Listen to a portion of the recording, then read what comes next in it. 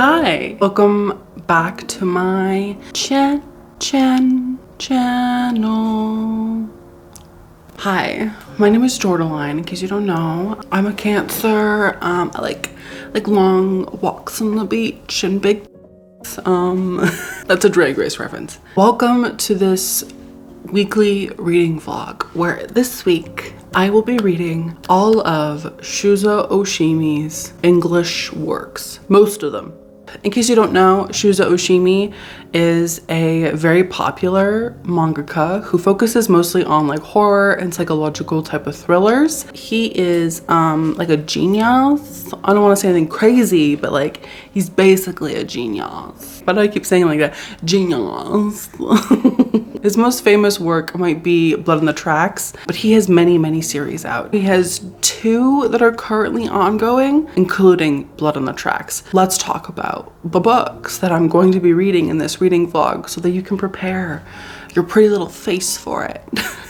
What? Of course, I'm going to be reading Blood on the Tracks. There are currently 13 volumes out for this. I had already read up to volume, I think like 6. I basically restarted the series, started from 1 and I worked my way all the way through to 13. This is basically about a boy whose mother is quite overprotective, quite overbearing. Her protectiveness over him comes at a cost. I don't want to give anything away because I feel like this volume, like the first volume, is so easy to spoil and I really don't want to spoil it. I'm just going to say that it's about the relationship between a son and his mother and the trauma that's there.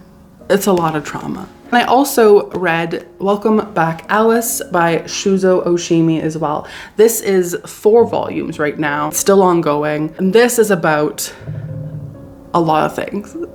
Can I also just say also that I literally look stunning? Oh, I don't know what it is, man, but there is something in the water.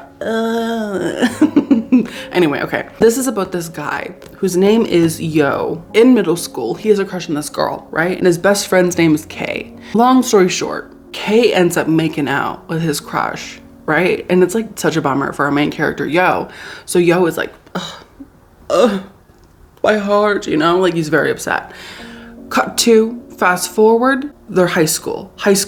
Kay basically transferred after that. Like nobody ever saw him again. And then first day of high school, boom, who shows up? But Kay is now presenting feminine. I don't want to give anything away because it's a lot, but I'm telling you, this is very sexual.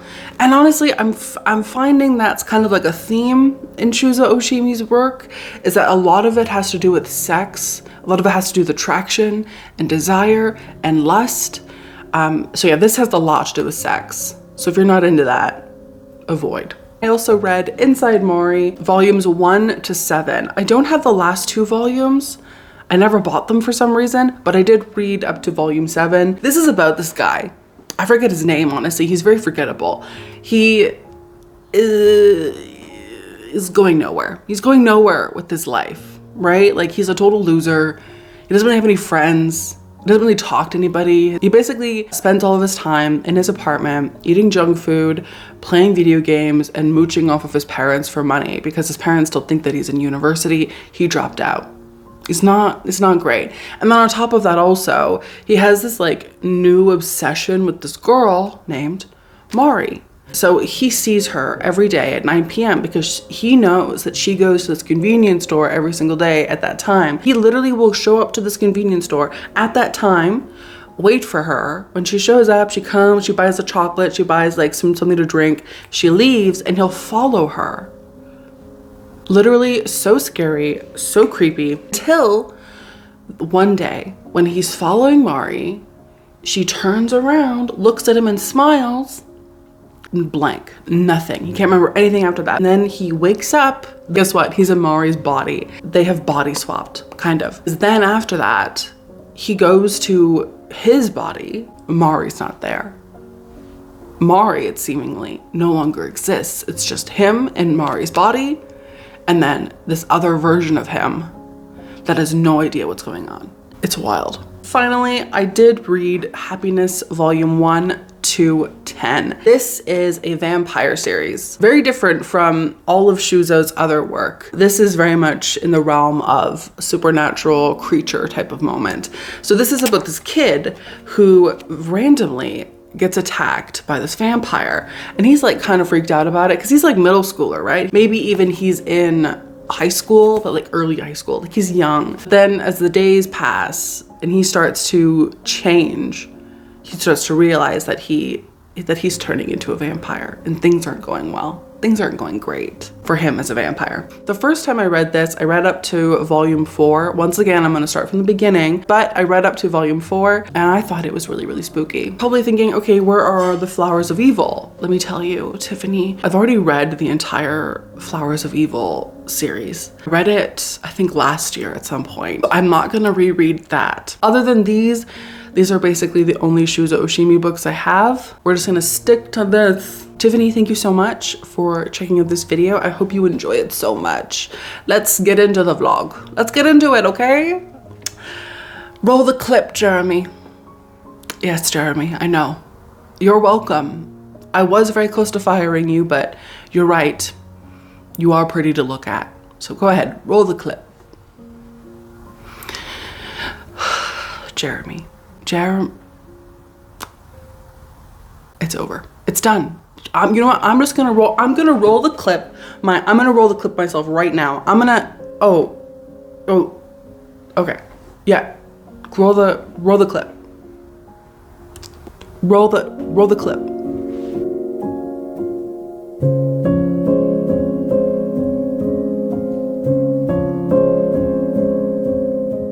I just finished volume 1 of Welcome Back, Alice.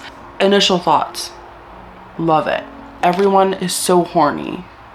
Like unbelievably horny. Like it makes sense because they're all teenagers and they're all going through like puberty and stuff, but they're all horny. And like also there are depictions of children exploring their sexuality, which if you think is weird or uncomfortable or triggering, don't read this. I feel as though Kay, the character who becomes like non-binary / like femme presenting, I think they have a crush on the main character Yo. Either way, I'm gonna start volume 2 right now, and yeah, those are just my initial thoughts. Oh.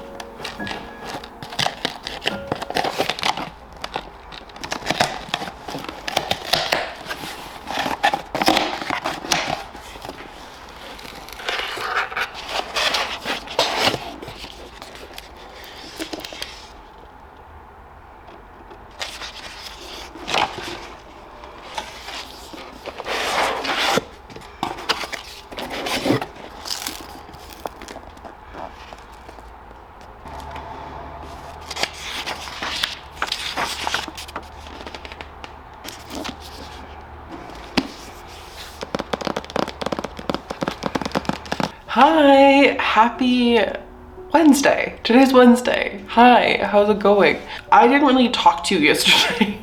I don't know why, but as a little update, I did read volumes 1 to 4 of Welcome Back, Alice. I'm also going to read, let me grab it. I'm also going to read volumes 1 to 13 of Blood on the Tracks. I think part of the reason why I didn't really update you yesterday, actually, now that I'm thinking about it, is because I was editing. Anyway, it doesn't matter, it doesn't matter. I'm gonna read these. Hopefully all 13 of them today. I do wanna read as much as I possibly can in this reading vlog. These books go by so quickly. Also, from what I've heard, volume 13 is like just as crazy. Like there's no stopping. Like Shuzo Oshimi doesn't like let up at all. As for Welcome Back, Alice, I love the series. First of all, I think it's stunning to look at. And I love how Shuzo plays with gender, he plays with sexuality. And I feel like he's very accurate in describing adolescence, where it's like, everybody's so horny, everybody's so like full of like testosterone and estrogen, and everyone's like, you know? That's kind of how it feels. Like that's literally Welcome Back, Alice. The whole thing is crazy, it's very dramatic. Kind of gives me like high school shoujo, but like if it was like raunchy. Again, this is a manga where people are exploring their sexualities, people are masturbating, people are having sex, people are getting hand jobs in showers. Like, I mean, it's not necessarily like graphic, like it's still 16 plus, but there's definitely depictions of sexuality. Not only that, there's also Kay, who I feel like, this is the thing, in the manga, Kay is very much like, I don't subscribe to being a man and I don't subscribe to being a woman, but I like looking femme. I like looking, you know, with like long hair, like wearing the girl's uniform, etc., etc. So I feel like Kay is non-binary, but it also seems like the character just doesn't want to be identified in any kind of regard. So I'm excited to continue on with the series. I can't wait for volume 5. I don't know when it's coming out actually, I should check that. I really enjoyed the first 4. Like, they were absolutely bonkers. And honestly, can I also just say, I know this is crazy, but I do ship the main character Yo with Kay. Like, at first I was like, Kay is a psycho, like very not good. And then something about Kay, like, just like, I was like, oh my god, they're so sweet. I'm gonna do reading sprints with my patrons. By the way, if you want to join my Patreon, what is this? What am I doing? If you want to join my Patreon, you can. There's always a link right at the tippity top of my description. We do reading sprints, there's exclusive content, like Patreon exclusive reading vlogs. I think right now there's probably, I want to say like 5 to 10 reading vlogs that aren't on YouTube. Have I already talked about this in this reading vlog? I might have. If you want to join for extra content, for more reading sprints, for you know, the chance to read books with us, please check out the link down below at www.patreon.com/JordaLaneReads. Okay, anyway, I'm gonna do reading sprints really soon with my patrons. I'm gonna go, but I will update you once I get a little bit into Blood on the Tracks. I'm excited to reread the first half, see what I think, and then see like the new stuff that I have no idea that's been happening. So I'm excited. Anyway, okay, bye.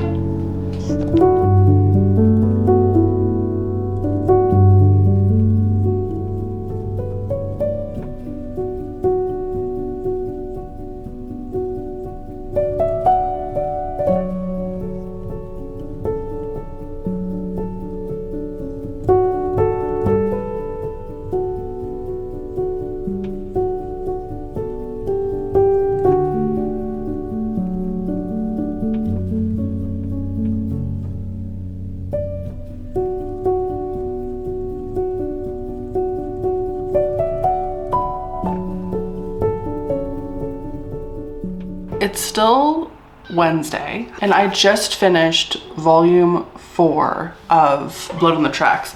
I know it looks kind of crazy. It's just that I'm kind of like reading by the firelight. I don't know how I forgot like how intense this series is. Every single volume after, it just gets worse and worse and worse. And also something different that I didn't honestly expect. I'm sympathizing with Seichi's mother. It's obvious that she's quite mentally ill, and it's obvious that she is exhausted and probably has some kind of suicidal ideation. It's also obvious that like her role in the family is to be the sole caregiver for Seichi. Because her whole identity is around being a mother, she's so overly protective. Like, it's crazy how protective she is. And also the first time I read this, I was like, I was like, why did she do the things that she does? If you know, you know. The first volume, why does she do that? And I think I have a better understanding now. I think I know at this point what's motivating her, and I think I understand why she did what she did in volume 1. Unknowingly, she's destroying her child. Anyway, I have 20 minutes left of my sprint. Again, sprinting with my patrons. I'm going to move on to volume 5 because, like I said, I want to read all 13 volumes, and I'm so excited to continue on. I'm getting closer to the part where I left off. Also, can I just say, Shuzo Oshimi and his art style is so stunning. It's gorgeous. If you are at all on the fence about Blood on the Tracks, about Shuzo Oshimi just in general, just know that even if you don't like his story, the artwork is breathtaking. It's gorgeous and it's unsettling, it's uncanny, and I'm obsessed. I honestly think that his best work is in this series because it just punches you in the gut. I'll see you later.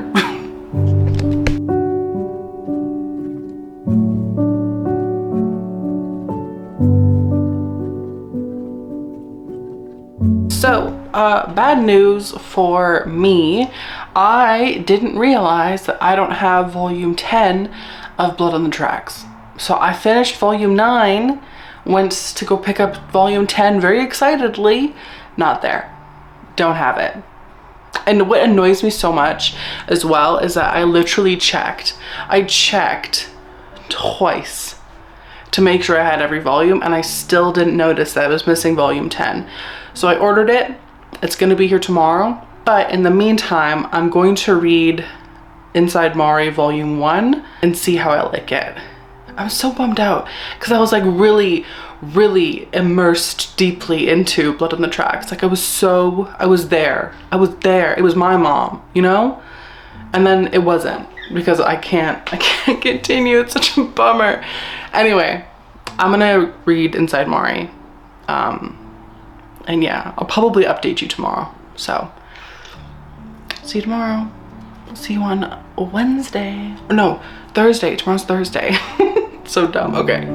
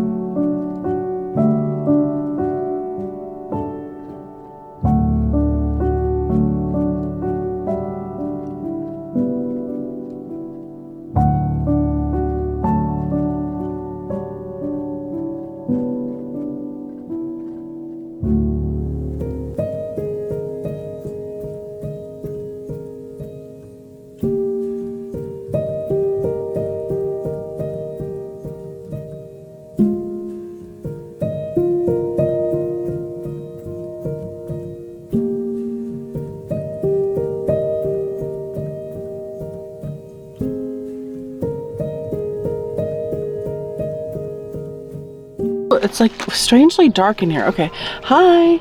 So it is Thursday. Happy Thursday.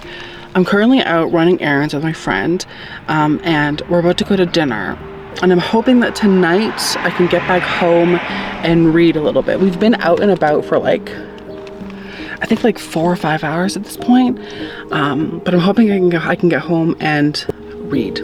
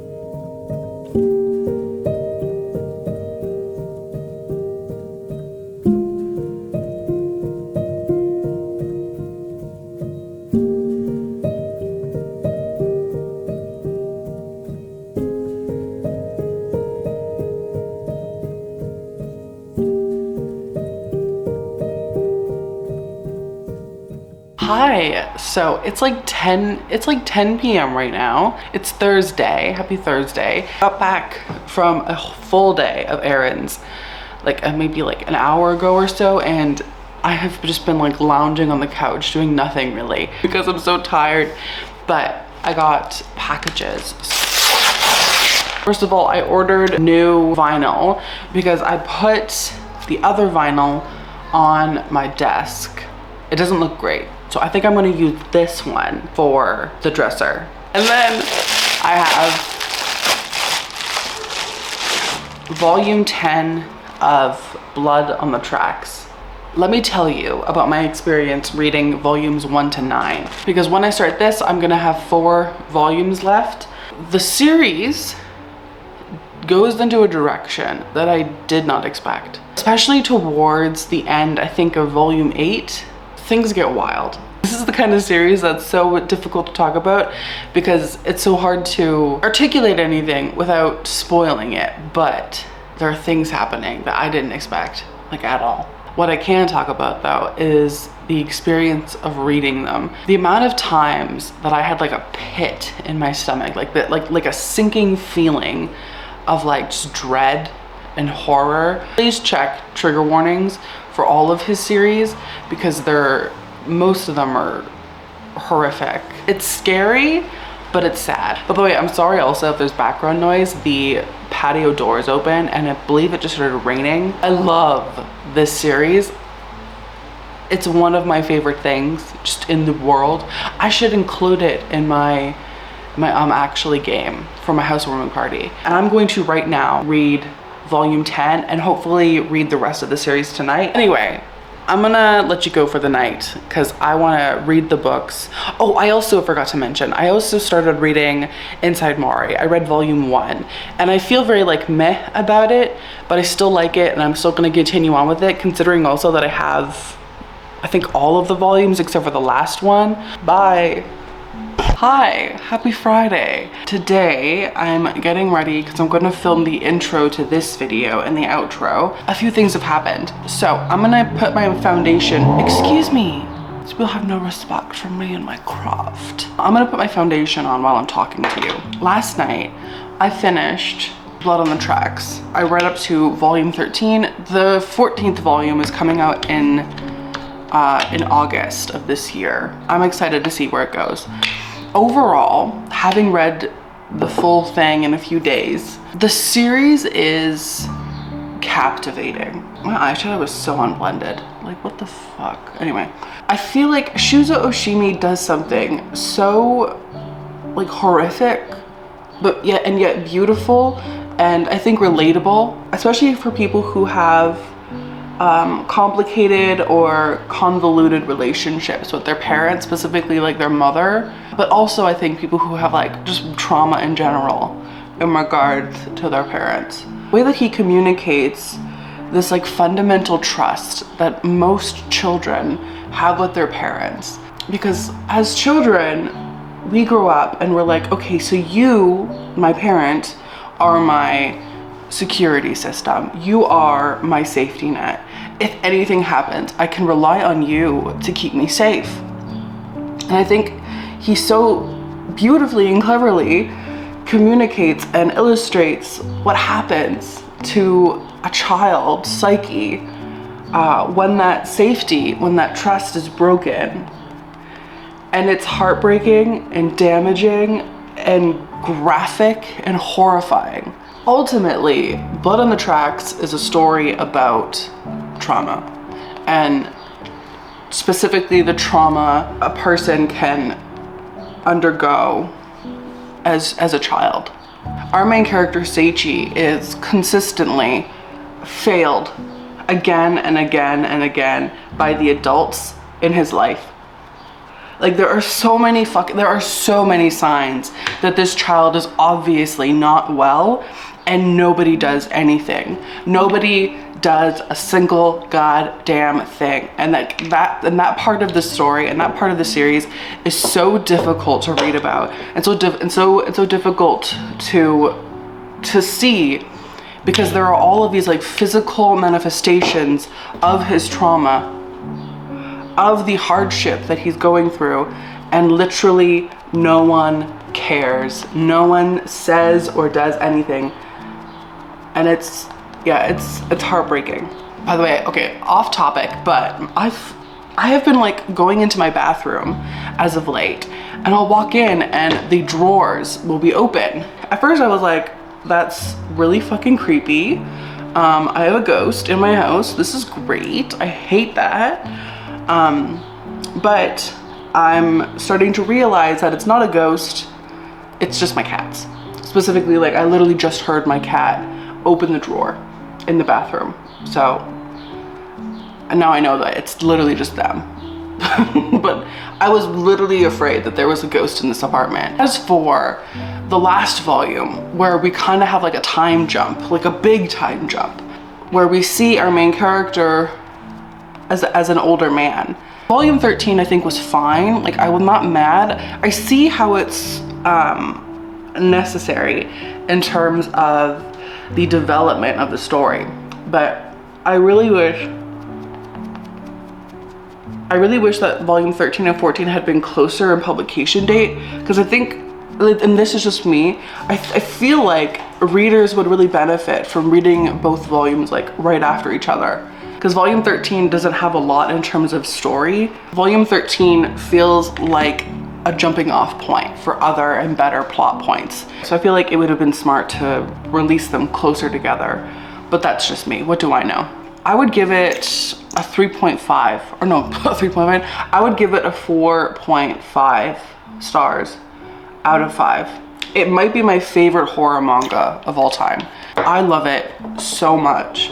And it's so horrifying and yet beautiful. And Shuzo Oshimi is literally a genius. Also, I should tell you, I started reading Inside Mari last night, or like I continued reading it, sorry. I'm on volume 7, which is the last volume that I owned. I almost bought volume 8 and 9 to finish it, but then I was like, no, I can't do this. Like, I have to save money for Sam's visit. And I have been buying too many books, like too many books, Tiffany. I can't buy anymore. So I'm gonna wait until I think probably next month to buy the last 2 volumes and finish it then. I literally can't afford it. I can't afford to just keep buying books like as if money is no object. Like, it is an object. Anyway, so I read up to volume 7, which is what I had. But in Inside Mari, Shuzo Oshimi does these, I guess, like afterwards in each volume. Like, he kind of just like has like a few panels or like a few pages of him just talking about like his motivations and like his childhood, to be honest, and him kind of rambling on like sexuality and like what it means to him, and what's interesting is like he was talking about moments from his life that very closely resemble Blood on the Tracks. Like, he was talking about how his mom like locked him out of their house for for a few hours, which is something that happens in Blood on the Tracks. Let's talk about Inside Mari, because the first volume, because after reading the first volume, I was like what the fuck ever, like this is fine, I'm not crazy about it. I really didn't have any like big feelings about it at all. After reading the first volume, to be honest with you, Tiffany, I wasn't living. I didn't like it that much. I was like, this is fine, like I'm not crazy about it. Mostly because like the main character was just kind of creepy, like he was kind of the worst. So basically he like starts out as like a stalker basically of Mari, and he follows her every single day. Like he knows her routine and he literally follows her. And so he's creepy. So the first volume, he wakes up, as we know, in Mari's body. However, usually with like a body swap type of thing, it would be like one character goes into the other character and that character goes into the other character's body. But with this, Mari's not in his body. Mari is nowhere. Like they don't know where she is. The whole book is like them trying to find Mari. I read the second volume and then the third and the fourth, and I read them all in one sitting. As the series goes on, things get more and more complicated. There are so many clues. I think what I love the most about it is the theme kind of objectification. Main character, the person who is inside Mari, he's like literally the worst. Like he doesn't see Mari as a full human being with her own agency or her own emotions, but instead he sees her as a vessel, as something else to, you know, enlighten his own life. He wants Mari not because he thinks that she is intelligent or quirky or anything like that. He wants her for himself, to improve himself, and for no other reason. Or he wants her to fuck her, like that's it. He wants to possess her rather than like actually be with her or see her as a human. And the manga series really focuses on that aspect of our main character, and like that's kind of where his growth is. His growth is in living Mari's life. He sees himself. Do you know what I mean? In being Mari, in being inside Mari, he sees the same kind of men approaching him, being creepy and shit. He sees for himself like, oh, like I'm literally disgusting, like I'm literally gross. And like the whole series goes in so many different directions, and it gets really, really weird, and it gets quite sexual, to be honest. Like there's quite a few scenes where I was like, can you show this? Like, what the fuck? I was like, how is this not just like hentai? There is nudity. Like Mari's like a high school student as well, so it's supposed to be like nudity of literally a high school girl. So take that with a grain of salt. Overall, I think I would give this series like a 4 out of 5. Having read it now, I'm like, oh, this is really well done. I really enjoy it, and I'm really curious to know what the actual F is going on with this book. Like, where is Mari? Where is she? So like I said, I'm getting ready. I'm gonna be filming the intro to this video and also taking the thumbnail and stuff. But then I'm going to read or finish reading Happiness. There are 10 volumes. I've already read, I think, the first 4. I never finished it for some reason. I'm gonna read the whole series and I'm gonna let you know what I think of it. Today is also the last day of this vlog, so how sad. But next week, I think I'm going to read a few thrillers that I have on my TBR that I really want to get to. Specifically, the Taylor Adams book. There's a new Jonathan Sims book that I bought yesterday. There's another one as well. Oh, it was Daisy Darker. I got it from Book of the Month. I want to also check out that book. So I think I'm gonna read those in my next week's vlog.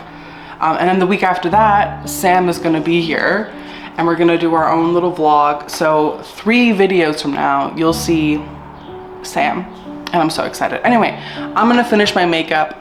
I will see you, I'll see you later. Okay, bye. Hi, so it's 1 o'clock in the morning right now. I finished Happiness. I read all 10 volumes. I think it took me like 2 hours, maybe like an hour and a half to read all 10 of them. I'm so conflicted with this story. I don't know how I feel yet. Overall, I enjoyed it, but there were parts of it where I was like, this is weird. Especially towards the ending. I was like, okay, this is weird. It's weirder than what I'm used to from Shuzo Oshimi. Because usually Shuzo Oshimi, pretty weird, you know? It's got some strange concepts, right? But with this, I was like, what? If you know what happens at the end, then you know. I like, though, in general, the way that the story went. It did seem a little bit like some characters kind of like had like complete flips or switches, but there is like a time jump, so we don't know what happened between like point A and point B. I think overall I would give it 3.5. I think out of all of his series, I think it's like my least favorite. After reading the first volume of Inside Mari, I was like, oh, this is gonna be my least favorite. I really enjoy this, and this I'm up in the air. I really like the direction it goes in. It kind of has like a culty vibe, especially towards like the ending. There's like this cult kind of thing. And there were certainly moments where I was like, oh my God, this can't be happening. Like it seemed like characters were being killed off, and I was like, oh my God. There is, however, depictions of animal cruelty, and of course, like people being harmed, like cut and stabbed and you know, eaten. So if you're not into that, then I would avoid this, because there is a scene where one of the characters harms a cat, and that was unpleasant to see. Yeah, overall, I think like 3.5, 3 stars for the whole thing. I wonder how many volumes I read. I read 10 plus 13 is 23 plus 7, so 30. And then I read 34 volumes of manga. 34 volumes in this reading vlog. That's wild. Although I didn't read Yumiko, avant-garde Yumiko, I mean, the Dick manga, but I'll read that eventually. I'm surprised actually that I read so much, that I was able to read so much, because I kind of went into this being like, oh, it's gonna be so hard, blah, blah, blah, blah. Really, it wasn't, which really like, and I know it's ridiculous, which really makes me think like, I could probably read my entire manga collection in like a month. Having read so many manga in what, 4 days, I feel like I could literally read every manga that I own. Because if you don't know, I'm famous for buying manga but then never reading it. And I feel like this is kind of like proving to me that I can very easily read my manga. I think I just need to like actually put time into it. I think that's what it is. Like I get so focused on reading like novels and books, because I know that like my audience, like you're not here for manga reviews. Like you can find other YouTubers for that. So I try to focus on novels, because I feel like reading manga is like, it's like not my gig. It's like not my thing. But I feel like that's also like kind of disingenuous to myself, you know what I mean? Because I like manga, I like reading manga, and again, it's my channel. Like again, I keep coming back to this theme, especially within the last few months, of like really being unsure of the direction. I keep coming back to like this, of like how much is this controlling, for a lack of better word, what I read and what I do and everything like that. Of course, at certain points, it gets in the way of my motivation, right? Of like, again, feeling like things are an obligation, so feeling like I have to do it, and then not wanting to do it because I have to do it. Do you know what I mean? And then there's also the thing of like, well, the viewers, you wouldn't enjoy that kind of content because that's not what you're here for. So why even create it? Anyway, this has gone into like a weird place. Overall, I think my favorite Shuzo Oshimi work is definitely Blood on the Tracks, and then I think Welcome Back Alice, and then Inside Mari, and then Happiness. I think if I had to put them in order from my favorite to least favorite, that would be it. I'm gonna go to bed because I'm tired, and I want to take off this mask of makeup and take out these extensions, even though I do look stunning. I look gorgeous. Okay, bye. My friends, my family, my familia. Thank you so much for watching this reading vlog. If you enjoyed it, please let me know down below. If you've read any of these books especially, let me know. I want to know what you think. Don't forget to hit subscribe. Why is this flame so high? Do you see this? Holy shit. Why is it so big? I don't know. Anyway, don't forget also to hit subscribe because we talk about spooky shit, talk about creepy shit, we talk about vampires and shit. Thank you. I hope you have a wonderful day. I'll see you in my next one. Bye-bye. Au revoir. Goodbye.